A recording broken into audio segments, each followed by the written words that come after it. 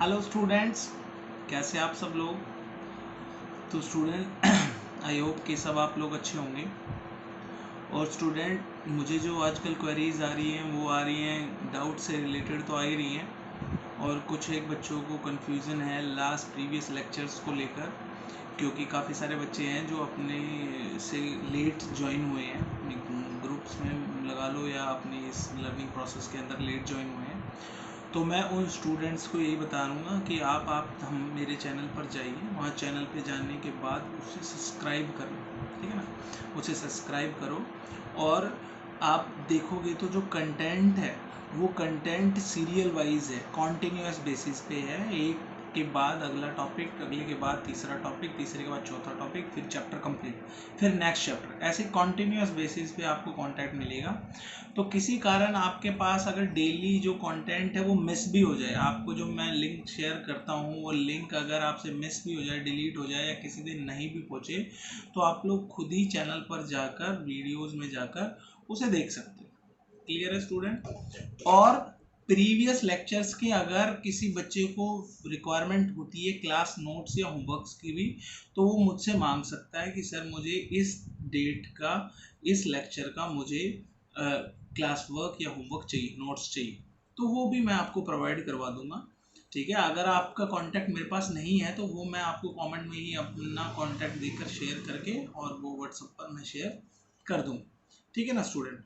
बहुत जल्दी हम लोग एक लाइव लेक्चर लेने का भी प्रोसीजर शुरू कर रहे हैं, बहुत जल्दी। ठीक है ना, तो उसके लिए काम चल रहा है, तो वो देखते हैं कब तक होता है। बाकी लास्ट लेक्चर में मैं बता दूं आपको कि लास्ट लेक्चर में हमने सीखा था चैप्टर नंबर 5 ऑर्गेनाइजिंग के बारे में। Organising types of organisational structure सीखे थे हमने, जो कि फंक्शनल और डिविजनल थे। और आज हम करने वाले हैं टाइप ऑफ ऑर्गेनाइजेशन, जो कि दो तरह की होती है, फॉर्मल और इनफॉर्मल। ठीक है, इनके पूरे फीचर्स, एडवांटेज, डिसएडवांटेज और इन दोनों में डिफरेंस प्रॉपरली आज हम सीखने वाले हैं। ठीक है स्टूडेंट, तो जल्दी से अपनी डेट डाल लीजिए, टॉपिक का नाम, चैप्टर का नाम, और चलो चलते हैं। तो स्टूडेंट आज की डेट, चैप्टर का नाम और टॉपिक का नाम आपने डाल लेना है। ठीक है, और आज हम सीखेंगे types of organisation. Last chapter में, लास्ट लेक्चर में हम लोगों ने सीखा था कि टाइप्स ऑफ ऑर्गेनाइजेशन स्ट्रक्चर, जो कि दो टाइप के थे हमारे पास, एक फंक्शनल था और एक डिविजनल था। आज हम सीखेंगे कि ऑर्गेनाइजेशन कितने टाइप की होती है। तो बेटा मैं आपको बता दूं कि ऑर्गेनाइजेशनल हमारे पास दो टाइप की होती हैं। एक होता है फॉर्मल ऑर्गेनाइजेशन और एक होता है इनफॉर्मल ऑर्गेनाइजेशन। तो दो टाइप की ऑर्गेनाइजेशन हमारे पास होती है। तो फॉर्मल का क्या मतलब है? फॉर्मल का मतलब मैं आपको समझाऊं तो स्टूडेंट, फॉर्मल का मतलब है ऐसी ऑर्गेनाइजेशन जो कि डिज़ाइन करी जाए, जो कि पूरी कंट्रोल करी जाए, कंट्रोल्ड, मैनेज्ड, या जिसका स्ट्रक्चर बनाया जाए, या जिसमें कम्युनिकेशन जो हो, वो सब किसके अकॉर्डिंग हो? वो सब किसके अकॉर्डिंग हो? मैनेजमेंट के अकॉर्डिंग, मैनेजमेंट के अकॉर्डिंग। ठीक है ना। सारे ये जो सारे एम्प्लॉयज़ हों और सारे रूल एंड रेगुलेशंस फॉलो हो, सारे प्रिंसिपल्स जो होते हैं वो फॉलो हो, पूरी क्या कहते हैं स्केलर चेन फॉलो होती है, पूरी हायरार्की फॉलो होती है भाई, कि डायरेक्टली आप मैनेजर तक नहीं जा सकते, अगर कोई नीचे लेवल का बंदा है तो वो उसे प्रॉपर स्केलर चेन को फॉलो करना है। ठीक है, तो वो फॉर्मल ऑर्गेनाइजेशन होती है जिसमें जो कि हर एक रूल रेगुलेशन और पूरा मैनेज और कंट्रोल की जाती है, किसके द्वारा? मैनेजमेंट के द्वारा। वो होती है फॉर्मल ऑर्गेनाइजेशन। ठीक है, वहीं दूसरी ओर होती है बच्चों इनफॉर्मल ऑर्गेनाइजेशन। उसका क्या मतलब है?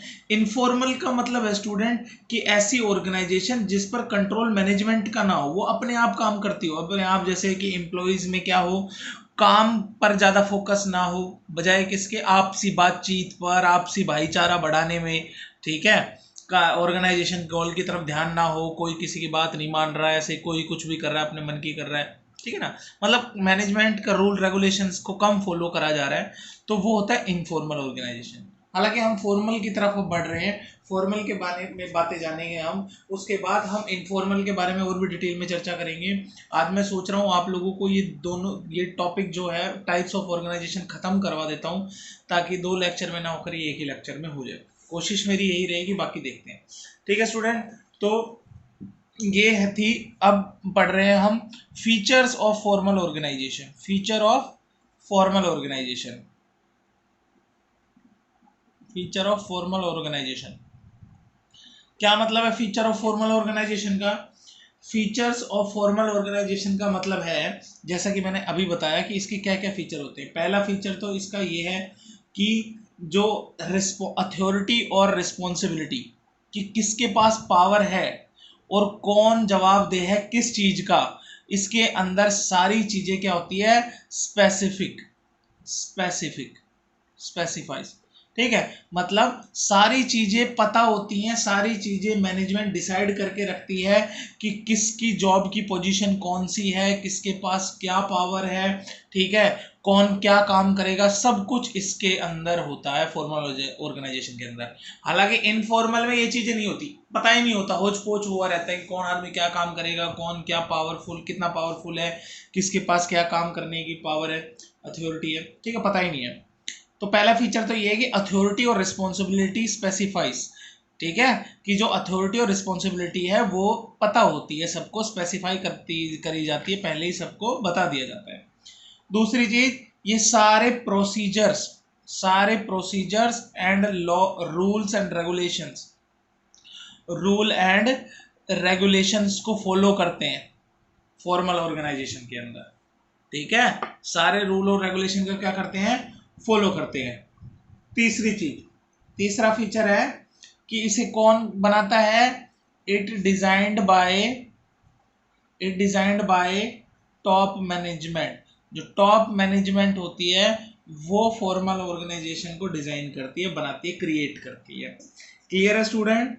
और यहां पर काम को ज्यादा फोकस किया जाता है, काम को प्रायोरिटी दी जाती है, प्रायोरिटी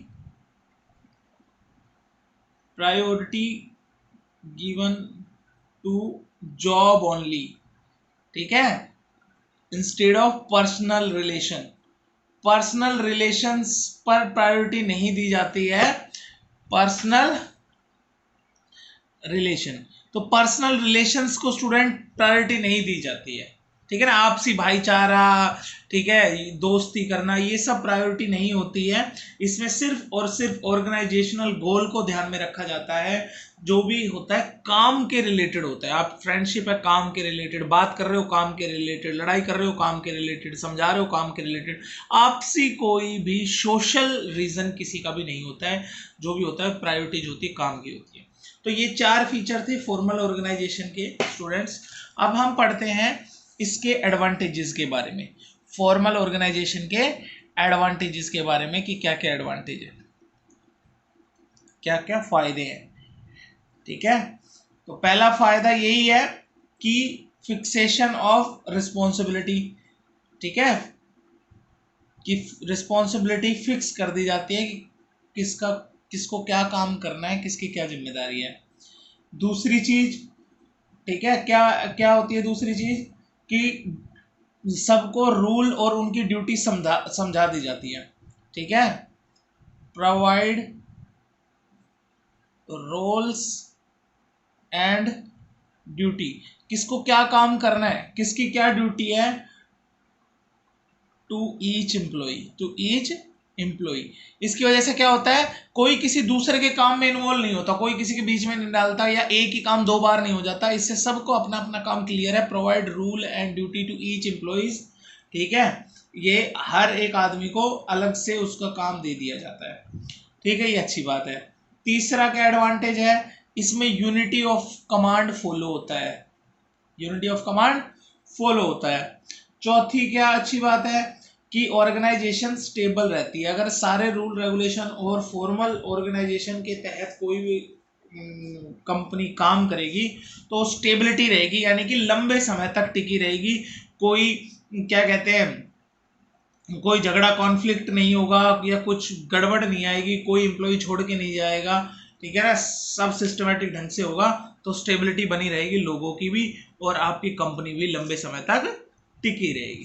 क्लियर है स्टूडेंट? तो बेटा जो भी ये एक्सप्लेनेशन है, ये आप स्टूडेंट बिल्कुल भी ना घबराएं, जो पॉइंट्स में डिस्कस कर रहा हूं, ठीक है। अगर किसी बच्चे को ऐसा लग रहा है, किसी बच्चे को ऐसा लग रहा है कि क्लास वर्क के अंदर कोई उसको ऐसा चीज है, ऐसा पॉइंट, ऐसा कॉन्सेप्ट है जिसकी एक्सप्लेनेशन उसे करनी नहीं आ रही है, तो मुझे बता सकता है, ठीक है ना, वो मुझे बता सकता है। मुझे सेपरेटली आप लोग व्हाट्सएप मैसेज करें, या इस पे चैनल के अंदर जो वीडियो लेक्चर जो है इसके नीचे कमेंट सेक्शन में आप लोग अपना कमेंट डाल सकते हो टॉपिक के नाम के साथ, लेकिन स्पेसिफाई करें उसको कि मेरे को डाउट इस चीज में, ठीक है ना। अगर आप कमेंट डाल रहे हो तो स्पेसिफाई करें उसे। क्लियर है स्टूडेंट? अभी हो रहे हैं लिमिटेशंस की तरफ हम बढ़ रहे हैं। लिमिटेशंस क्या है? सबसे पहली लिमिटेशन है कि इसके अंदर क्या होता है, पूरी हायरार्की फॉलो होती है, पूरी स्केलर चेन फॉलो होती है, कम्युनिकेशन चेन बनती है पूरी, ठीक है। तो उसके अंदर क्या है, टाइम लगता है, ठीक है, डिले इन कम्युनिकेशन, कम्युनिकेशन के अंदर डिले होती है, टाइम लगता है, क्योंकि हमें हमें स्केलर चेन फॉलो करनी है, हम डायरेक्टली अपनी बात को ऊपर तक नहीं पहुंचा सकते, हमें बीच में जो भी हमारे से सुपीरियर लोग हैं पहले उन तक पहुंचाएंगे, फिर वो ऊपर पहुंचाएंगे, इससे क्या होता है, डिले हो जाता है, ठीक है। दूसरा क्या है, रूल रेगुलेशन फॉलो करने होते हैं, मेथड्स जो दिए होते हैं फॉलो करने होते हैं, हमें अपने दिमाग से कुछ करना ही नहीं है। जब दिमाग नहीं लगाना है तो नई चीजों का इजाद भी नहीं होगा। अगर सोच के देखो, अगर आप दिमाग नहीं लगाओगे, अगर आप दिए हुए मेथड्स रूल से ही काम करते रहोगे, तो आप अपनी तरफ से कुछ सोचोगे ही नहीं, और अपनी तरफ से नहीं सोचोगे तो कोई नई चीज कभी भी सामने नहीं आएगी, यानी कि लैक ऑफ क्रिएटिविटी, कभी भी क्रिएटिविटी डेवलप हो ही नहीं पाएगी किसी भी चीज के अंदर, ठीक है ना, समझ रहे हैं ना बेटा। और दूसरा इसके अंदर क्या है कि lack of appreciation of human,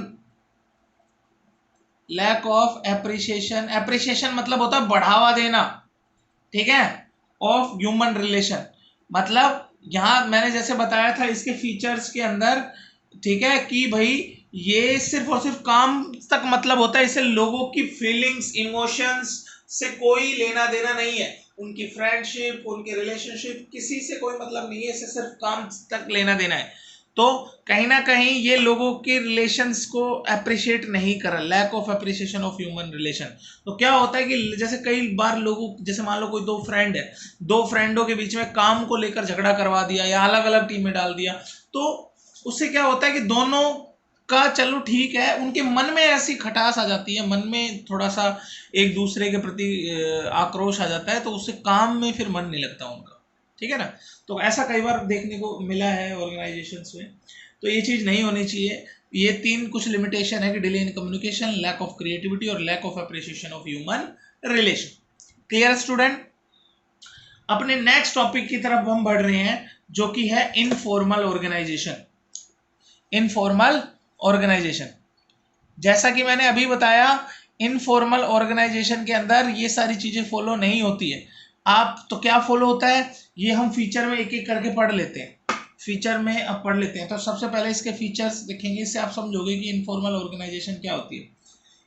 बेटा ये जो ऑर्गेनाइजेशन है, सबसे पहले तो इसे कोई डिजाइन नहीं करता है, इसे कोई डिजाइन नहीं करता, ये ऑटोमेटिकली बन जाती है, ऑटोमेटिकली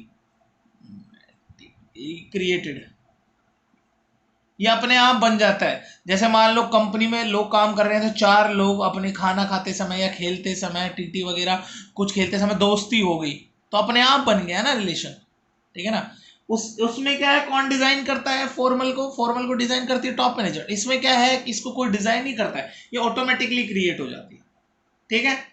अच्छा, और इसको एक और वर्ड दिया गया है, स्पॉन्टेनियसली,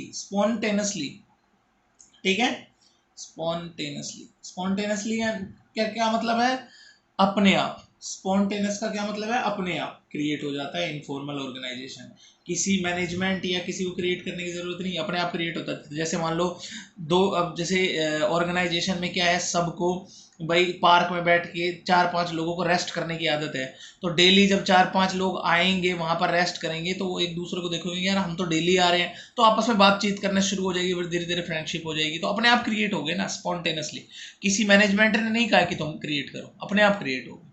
तो जो इनफॉर्मल ऑर्गेनाइजेशन वो अपने आप क्रिएट हो जाती है।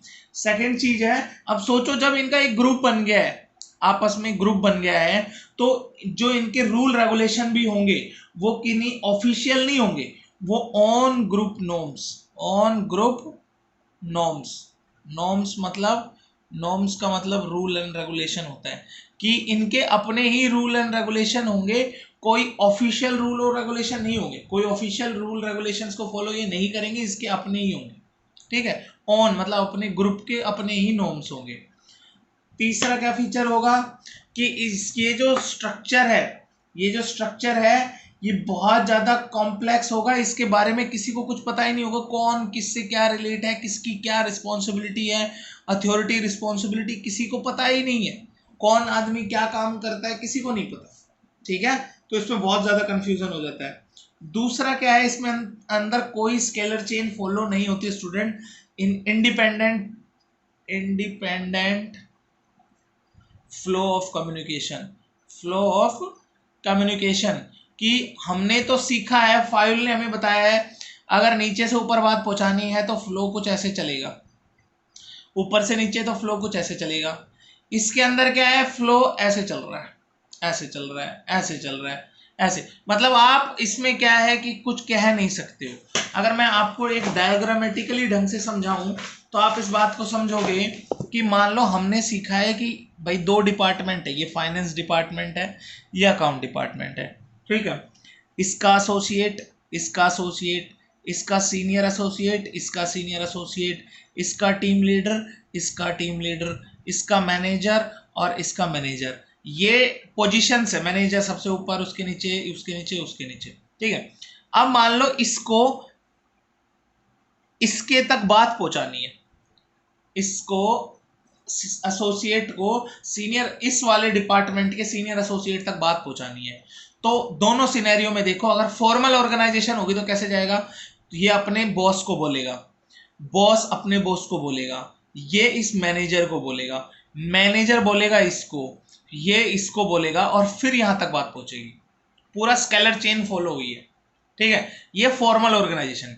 और इनफॉर्मल में क्या है, डायरेक्ट उठ के इसके पास चला जाएगा, ठीक है। तो इसलिए मैं कह रहा हूं कि यहां पर जो इंडिपेंडेंट फ्लो ऑफ कम्युनिकेशन है, मतलब पता ही नहीं ये इससे भी बात कर रहा है, ये इससे भी बात कर रहा है, इसको ऑर्डर दे रहा है, ये इससे बात कर रहा है, मतलब कुछ भी हो रहा है, कोई किसी से भी बात कर रहा है, कोई फ्लो का पता है नहीं, ठीक है ना स्टूडेंट। तो इससे कुछ बेटा एडवांटेज भी है इनफॉर्मल के और कुछ डिसएडवांटेज भी है। एडवांटेजेस क्या क्या है वो देख लेते हैं, ठीक है। सबसे पहला फास्ट कम्युनिकेशन, कम्युनिकेशन फास्ट होगी, सही बात है, जो सोचोगे ये यहां से लेके यहां तक करने में टाइम लगा उसे डायरेक्टली चला गया, तो फास्ट कम्युनिकेशन हुई ना, फास्ट कम्युनिकेशन।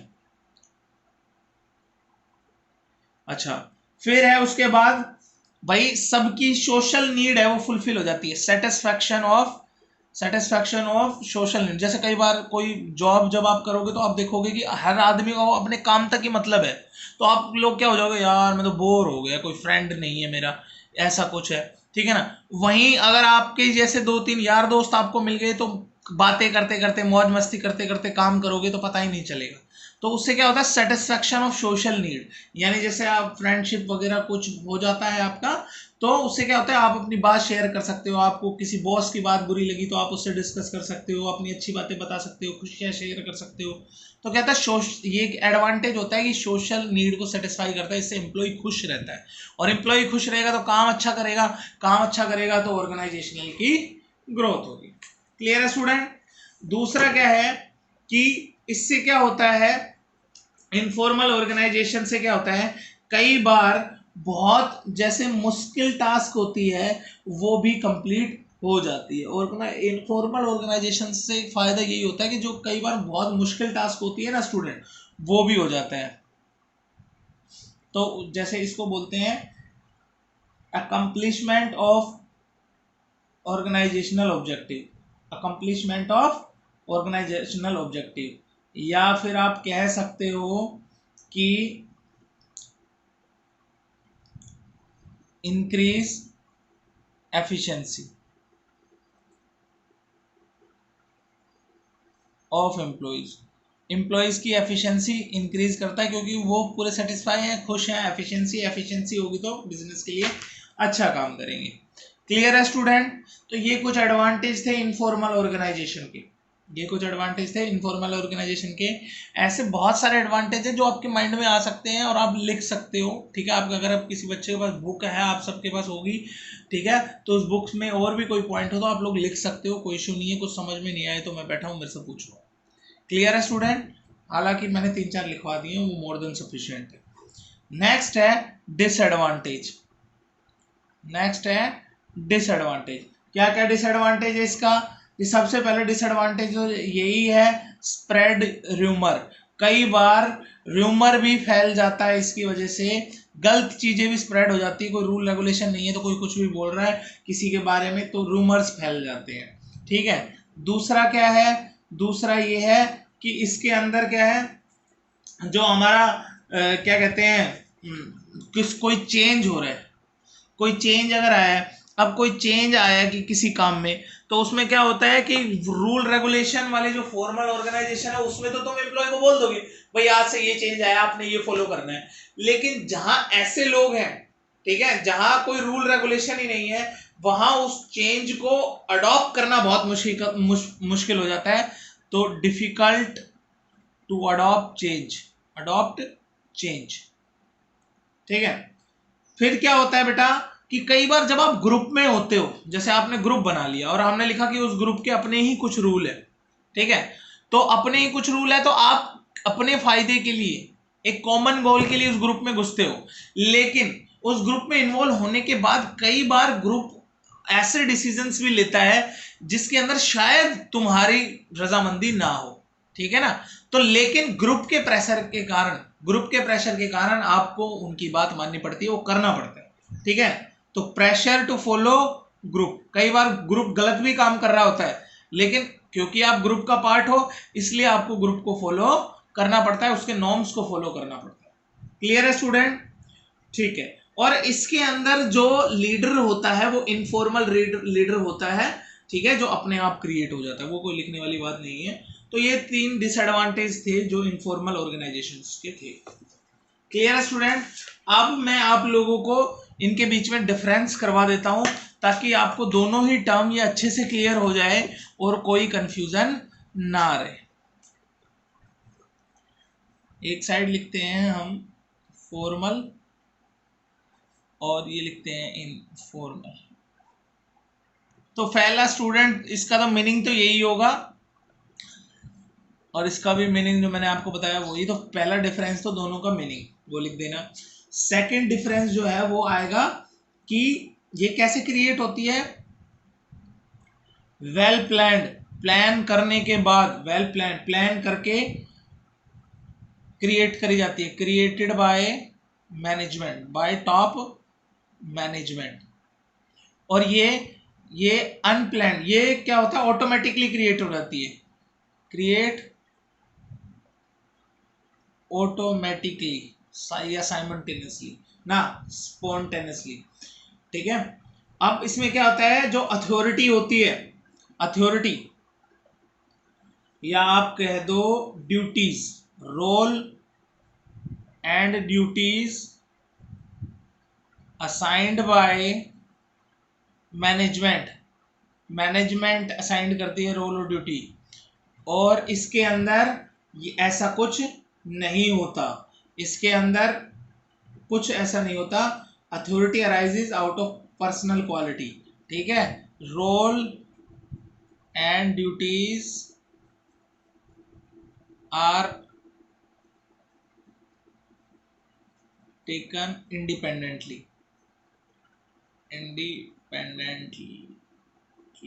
अपने आप ही कोई कुछ भी काम कर रहा होता है। फोर्थ है बेटा, इसमें क्या है, it can adopt the changes, it does not adopt the changes। ठीक है, उसके बाद it follow proper channel of communication या formal channel of communication, और इसके अंदर channel of communication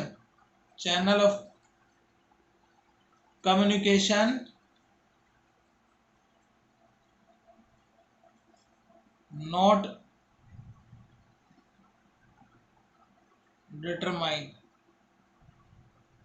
ठीक है, और भी आप लोग लिख सकते हो कि इसके अंदर स्टेबिलिटी कम होती है, उसके अंदर स्टेबिलिटी ज़्यादा होती है। ठीक है, इसके अंदर जो ये कम्युनिकेशन का टाइम है वो ज़्यादा, इसके अंदर आप लोग, मैं लिखवा देता हूँ आपको भाई, इसके अंदर स्लो कम्युनिकेशन, फास्ट कम्युनिकेशन। ठीक है, और बेटा और बताओ, इसके अंदर स्लो कम्युनिकेशन, फास्ट कम्युनिकेशन हो गया। फिर दूसरा, ये स्टेबल होती है, स्टेबिलिटी, लैक ऑफ स्टेबिलिटी। ठीक है, इसका फोकस क्या कहाँ होता है, फोकस ऑन जॉब और work, focus on social relations. ठीक है, तो ये कुछ डिफरेंस है जो आप लिख सकते हो। ये आपको डिफरेंस नंबर के अकॉर्डिंग लिखने पड़ेंगे, जितने नंबर का डिफरेंस का क्वेश्चन आएगा उसके अकॉर्डिंग आपने डिफरेंस लिखना होगा। लेकिन मैंने आपको बहुत सारे डिफरेंस लिखवा दिए हैं, आई होप कि आपको ये डिफरेंसेस समझ आ गए होंगे। ठीक है ना स्टूडेंट, तो आपको ये डिफरेंसेस समझ में आ गए होंगे, कोई ऐसी दिक्कत नहीं आई होगी इन डिफरेंसेस को समझने में। फिर भी अगर किसी को कोई प्रॉब्लम आती है तो जैसे आपको पता ही है क्या है प्रॉपर चैनल डाउट्स पूछने का, तो आप वैसे पूछ सकते हो। मैं कुछ एक चीज़ें हैं जो जर्नल टर्म्स है इसके अंदर यूज़ होती है। वैसे तो हमारा चैप्टर आने वाला है एक कम्युनिकेशन, उसके अंदर मैं सारी बात बताऊंगा, वैसे तो यहाँ पे। अच्छा, मैं आपको बताऊं, ये जो इनफॉर्मल ऑर्गेनाइजेशन है इसमें एक वर्ड आता है ग्रे पॉइंट। ठीक है, ग्रे पॉइंट क्या है बेटा, ये सिर्फ गॉसिप्स है। क्या है, गॉसिप्स।